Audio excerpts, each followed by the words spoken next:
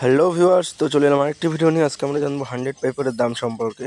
এটা হচ্ছে 100 পেপারের 750, আর এটা কিন্তু বলে রাখি, এটা কিন্তু স্কচ হুইস্কি, কারণ স্কটল্যান্ডে ব্লেন্ডেড হয়, যেই কারণে নাম হচ্ছে স্কচ। তো 750 দাম রয়েছে 1920 টাকা, আগের দাম ছিল 1880। তো এবার চলে এলাম পাইট নিয়ে, মানে 375 ml, যার দাম রয়েছে 990 টাকা ছিল, কিন্তু এখন দাম হচ্ছে 1000 টাকা, মানে 10 টাকা মাত্র ডিফারেন্স হয়েছে।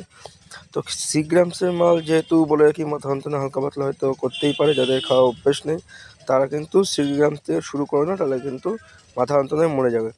তো চলে আসি এবার 100 পেপার 12 ইয়ার্স। আগেরটা ছিল 7 ইয়ার্স, এটা রয়েছে 12 ইয়ার্স, যেটাকে আমরা 12 ইয়ার্স হলে মোট সাধারণত রিজার্ভ বলে থাকি। এটা হলো সেই রিজার্ভই বলতে পারো। 100 পেপার 12 ইয়ার্স দেখতে পাচ্ছ, এদের 12 ইয়ার্স লেখা রয়েছে এবং এর দাম রয়েছে 2700 টাকা।